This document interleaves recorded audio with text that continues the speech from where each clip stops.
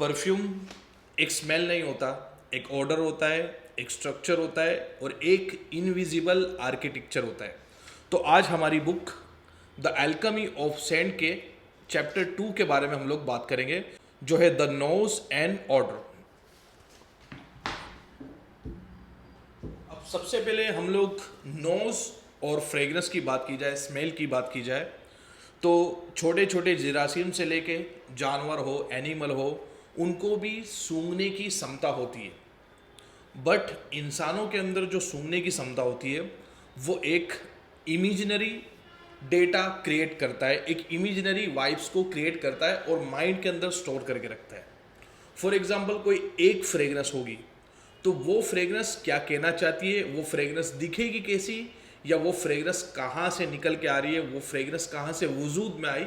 Maximum time इंसान का mind वो डेटा को ऐसे ही स्टोर करता है। अगर बात की जाए डॉग के बारे में, तो डॉग एक फ्रेगरेंस को, एक बदबू को, एक स्मेल को सूंघता है, उसके बाद वो स्मेल को पकड़ सकता है। उसकी सूंघने की क्षमता ज़्यादा होती है, लेकिन उसके माइंड के अंदर वो जो फ्रेगरेंस होती है, वो जो स्मेल होती है, वो जो बदबू होती है, वो बदबू के रूप में ही स्टोर होती है। बट इंसानों के अंदर वो एक इमेजिनरी आर्किटेक्चर बनता है और वही बदबू या फिर वही खुशबू वैसे वो स्टोर करता है। जैसे अगर बात की जाए कि अनियन की फ्रेगरेंस कैसी होगी, अनियन की बदबू कैसी होगी, तो अनियन की बदबू सूंघने के बाद हमको हमारा इमेजिनरी विजन जो है अनियन के ऊपर लेके जाता है कि अनियन एक्चुअली ऐसा दिखता है और अनियन की स्मेल ऐसी है। इसका मैं एग्जांपल अगर आपको दूं, तो अगर आप मेरी साइड भी बैठे हो और आपके पीछे कोई सॉक्स निकाल लेता है, कोई जूते उतार लेता है, तो वो जो बदबू है, वो बदबू का डेटा आपके माइंड के अंदर स्टोर होके रखा हुआ है। तो अगर आप वो चीज़ को देखोगे नहीं तो भी आप एक इमेजिनरी डेटा बना लोगे कि किसी ना किसी ने सॉक्स को उतारा है। आप बदबू से इरिटेट भी होगे, लेकिन वो कंप्लीटली पूरा माइंड के अंदर आपका एक इमेज क्रिएट हुआ हुआ है कि ये फ्रेगरेंस ऐसे या फिर ये बदबू यहाँ से निकल के आ रही है। तो इसे कहते हैं द सेंस ऑफ स्मेल। जो हमारा पूरा ओल्ड फैक्ट्री सिस्टम होता है वो कुछ इस तरीके से ही वर्क करता है, यानी बदबू का या खुशबू का या फ्रेगरेंस का या स्मेल का जो भी डेटा हो वो माइंड के अंदर स्टोर हो जाता है। हम लोग आ जाते हैं खुशबू के ऊपर, हम लोग आ जाते हैं परफ्यूमरी के ऊपर। तो अगर आप परफ्यूमरी के बारे में समझोगे तो आपने रोज़मर्रा में जो जो फ्रेगरेंस को सूंघा होगा, एग्जाम्पल रोज़, सैंडलवुड या फिर जास्मिन या फिर मोगरा, ये सारी चीज़ों को आपने सूंघा होगा, तो आप किसी भी परफ्यूम के अंदर ये चीज़ को आसानी से पकड़ सकते हो, क्योंकि आपका ऑल फैक्ट्री सिस्टम बना है। वो चीज़ को आप बार बार सूंघते हो तो आपके माइंड के अंदर वो एक डेटा बन जाता है, क्रिएट हो जाता है। और फिर वही बात की जाए कि परफ्यूम रिव्यू करने वाले या फिर परफ्यूमर ये चीज़ को कैसे समझ लेते और कैसे एक्सप्लेन करते। इसका एक एग्जाम्पल करता हूँ। सपोज कीजिए कि एक आइलैंड है, वो आइलैंड के ऊपर एक फ्रूट उग रहा है। किसी ने वो आइलैंड के बारे में सुना भी नहीं है और ना ही कोई वो आइलैंड पे गया हुआ है, और ना ही वो फ्रूट के बारे में किसी ने देखा है, ना ही वो फ्रूट को किसी ने टेस्ट किया है।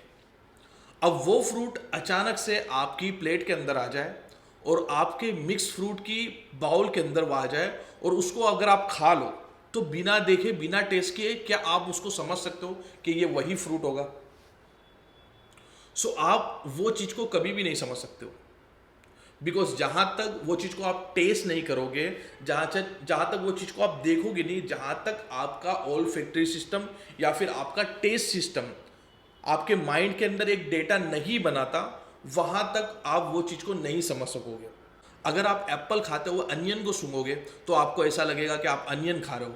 तो हमारा ऑल फैक्ट्री सिस्टम और टेस्ट सिस्टम ये दोनों ऐसे ही काम करता है। सो जो भी रिव्यूअर वगैरह होते, ऑथेंटिक रिव्यूअर और ऑथेंटिक परफ्यूमर, वो लोग अपनी ज़िंदगी के अंदर सारे नोट्स को वन बाय वन करके सूंघे होते हैं और वो फ्रेगरेंस का एक डेटा माइंड के अंदर स्टोर किए होते हैं। सो वैसे ही किसी चीज़ को समझ लेना और रोज़मर्रा की ज़िंदगी में स्मेल करना, जिससे उसका डेटा माइंड के अंदर स्टोर हो जाए, देन उसको हम आसानी से हर बार करके समझ सकते हैं। इसका अगर एग्जांपल मैं दूं तो मेरे पास ऊद है और मैं ऊद का शौकीन हूँ और मैंने कई किस्म के ऊद को लगाया हुआ है और ट्राई करा हुआ है। तो जब भी मैं ऊद किसी भी परफ्यूम में स्मेल कर लेता हूँ तो मेरा माइंड फटाक से क्लिक करता है कि इसके अंदर ऊद डला हुआ है। वैसे अगर कस्टोरियम की बात की जाए, सीवेड मस्क की बात की जाए, तो ये बहुत रियर इंग्रेडिएंट है, बट अगर आपने इसको सूंघा हुआ है और आपने रोजमर्रा की जिंदगी के अंदर इसका एक रियाज किया हुआ है, तो आपके माइंड के अंदर वो डेटा स्टोर हो जाएगा। देन आप वो चीज को क्लिक कर लोगे। देन वही चीज, वही स्ट्रक्चर को आपको समझना पड़ता है, वोलेटाइल चीजों को आपको समझना पड़ता है, और टॉप, मीड और बेस नोट के स्ट्रक्चर के बारे में आपको समझना पड़ता है कि जो लाइटर मॉलिक्यूलर वेट अक्सर ज़्यादा वॉलेटाइल होते हैं, तो उससे हमारा ओल्फैक्टरी सिस्टम जो है वो हैक होने का चांस ज़्यादा बढ़ जाता है, यानी कि हम लोग बोलते हैं नोज ब्लाइंड होने का चांस ज़्यादा बढ़ जाता है। सो ये चीज़ को हमको समझना पड़ेगा, टॉप, मीड और बेस के हिसाब से भी, वॉलेटाइल कंपाउंड के हिसाब से भी, और लोअर वॉलेटाइल कंपाउंड के हिसाब से भी हमको ये चीज़ को समझना पड़ेगा। अगर आपको शुरुआत से परफ्यूम बनाना सीखना है तो आपको ये चीज़ को समझना पड़ेगा, ये चीज़ का आपको रियाज करना पड़ेगा। देन अगर आपको एक परफ्यूमर बनना है, एक परफ्यूमर की जर्नी के ऊपर जाना है, तो आपको एक परफ्यूमर के ऑर्गन्स जो होते हैं, आपके ऑर्गन्स बनाने होंगे। जो भी हो, 10, 12, 15, 20, 25 या 1 लाख, जितने भी ऑर्गन्स हैं, यानी वो नोट्स जो आपने बार बार सूंघा हो, बार बार रियाज किया हो, और वो आप किसी भी परफ्यूम के अंदर सूंघ के क्लिक कर लोगे, तो वो नोट्स को बोलेंगे परफ्यूम के ऑर्गन्स। तो जितने भी आपके पास ऑर्गन्स होंगे, उसके हिसाब से आप परफ्यूम बना सकते हो या फिर परफ्यूम को समझ सकते हो। मैं कुछ 400 प्लस फ्रेग्रेंस के बारे में रियाज कर चुका हूँ और वो फ्रेग्रेंस को समझता हूँ। कई बड़े परफ्यूमर मोर देन 10,000 या 20,000 फ्रेग्रेंस को समझे होते हैं, कई परफ्यूमर 1 लाख फ्रेग्रेंस को समझ चुके होते हैं। तो वो ज़्यादा वेराइटी वाले परफ्यूम बना सकते हैं, बट मैं अपने ऑर्गन्स के हिसाब से 400 से ज़्यादा नोट्स के साथ खेल नहीं कर सकता, क्योंकि मेरी स्टडी इतने पर ही है। सो वैसे ही अगर एक स्क्रैच के ऊपर जाना हो और नोज की बात की जाए और एक ऑर्डर की बात की जाए, तो ये सारी चीज़ का रियाज करना और समझना ज़रूरी है। देन परफ्यूमर ये सारी चीज़ को सूंघता है, समझता है, देन इसके बाद ब्लेंडिंग सीखता है। ब्लेंडिंग का काम हो जाता है रिएक्शन के ऊपर, फिर वो किस तरीके से रिएक्ट करता है और वो किस तरीके से काम करता है, वो अपनी ज़िंदगी, वो अपनी जर्नी के अंदर सीख चुका होता है। सो ये है नोज और ऑर्डर का कॉम्बिनेशन, ये है ओल्फैक्टरी सिस्टम जो काम कुछ इस तरीके से करता है। देन उसके साथ फ्रेग्रेंस के अंदर साइकोलॉजी काफ़ी इम्पैक्ट करती है। इसका एग्जाम्पल मैं आपको बताता हूँ कि अगर 2 आदमी रोज़ और ऊद के शौकीन है, एक आदमी रोज़ का शौकीन है, एक आदमी ऊद का शौकीन है, और जो आदमी रोज़ का शौकीन है उसको ऊद जरा भी पसंद नहीं है, और जो ऊद का शौकीन है उसको रोज़ जरा भी पसंद नहीं है, और ये दोनों के सामने से एक तीसरा आदमी निकलता है जिसने परफ्यूम लगाए जिसके अंदर 2 नोट है, रोज़ और ऊद। तो जो आदमी को रोज़ पसंद है उसकी नोज फटाक से रोज़ को क्लिक कर लेगी, और जो आदमी को ऊद पसंद है वो आदमी की नोज फटाक से ऊद को कैप्चर कर लेगी। देन वो डिपेंड करता है मूड के ऊपर। अगर इससे उल्टा हो जाए कि वो दोनों का मूड खराब है और वो दोनों का मूड खराब है, तो जो आदमी को रोज़ पसंद है, ऊद नहीं पसंद है, तो उसकी नोज ऊद को क्लिक कर लेगी। एंड जो आदमी को ऊद पसंद है, रोज़ नहीं पसंद है, मगर उसका मूड खराब है, तो वो आदमी को रोज़ क्लिक कर जाएगी। तो ये काम कुछ इस तरीके से करता है, ये साइकोलॉजी कुछ इस तरीके से ही चलती है।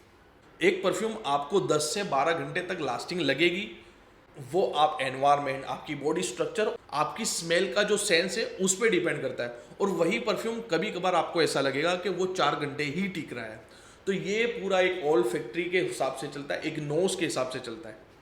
देन अक्सर फ्रेग्रेंस और अक्सर स्मेल जो है एक इमेजिनरी बनाती है, और परफ्यूमर जो होता है वो एक इमेजिनेशन को लेके वो फ्रेग्रेंस को क्रिएट करता है। अगर हम बात करें कि फूल बाज़ार के बारे में, जैसे हमारा एक परफ्यूम है फूल बाज़ार, ये फूल बाज़ार अगर हम स्मेल करते हैं तो इसके अंदर रोज़ के नोट है, इसके अंदर ग्रीन हर्बली नोट है हल्के से, और इसके अंदर गेंदे के फूल के नोट है, जो हमको रिलेट कराती है एक फूल बाज़ार से। तो जब भी हम सूंघते हैं तो हमको ऐसा लगता है हम फूल बाज़ार में चले गए। सो वो एक इमेजिनरी आर्किटेक्चर बनाते हैं, और वो आर्किटेक्चर के हिसाब से अगर आप नोट को जोड़ते हो तो आप वो इंसान को वो इमेजिन करा सकते हो फ्रेग्रेंस के थ्रू। जैसे ओल्ड सलून, पुराने बार्बर शॉप की फ्रेग्रेंस। अब इसके नोट्स की बात करें तो इसके अंदर लेवेंडर के नोट है, लाइम के नोट है, मस्की नोट है, वेटिवर के नोट है, डिफरेंट डिफरेंट नोट है। ये डिफरेंट डिफरेंट नोट कोई चीज़ को रिजेंबल नहीं करते या फिर कोई चीज़ की याद नहीं दिलाते, लेकिन ये सारी नोट का ब्लेंडिंग किया जाए प्रॉपर तरीके से तो हो सकता है कि एक पुराने बार्बर शॉप की फ्रेग्रेंस की याद दिलाई जा सके, या फिर वो इमेजिन या फिर वो नॉस्टैल्जिया को हीट कराया जा सके। सो इस तरीके से परफ्यूम बनाए जाते हैं, इस तरीके से परफ्यूम को समझे जाते हैं। और ब्लेंडिंग दो तरीके की होती है। नंबर एक, जैसे कि तैसे ब्लेंडिंग कर देना, कुछ भी मिला देना, उससे आप कोई चीज़ क्रिएट नहीं कर सकते हो, कोई अच्छी चीज़ क्रिएट नहीं कर सकते हो, और उससे कोई इमेजिनरी या फिर कोई नॉस्टैल्जिया आप हीट नहीं करा सकते हो। अगर आपको नॉस्टैल्जिया हीट कराना है और दिमाग के अंदर वो फ्रेग्रेंस को बसा देनी है, तो आपको स्ट्रक्चर्ड ब्लेंडिंग करनी पड़ेगी, पूरा स्ट्रक्चर्ड ब्लेंडिंग करनी पड़ेगी। वो चीज़ को समझना पड़ेगा, वो चीज़ का रियाज करना पड़ेगा, और वो चीज़ टाइम देने के बाद होती है। सो दोस्तों, ये था चैप्टर 2 नोज और ऑर्डर के बारे में। अगर आपको बुक एक्सप्लेनेशन पसंद आ रहा है तो आप लाइक करें, सब्सक्राइब करें और कमेंट में लिखें यस, तो हम लोग आगे भी कंटिन्यू करेंगे इसके और भी चैप्टर के बारे में, और भी अच्छी अच्छी बुक्स को आपके आगे शेयर करेंगे और कुछ सीखेंगे, सिखाएंगे। Thanks for watching.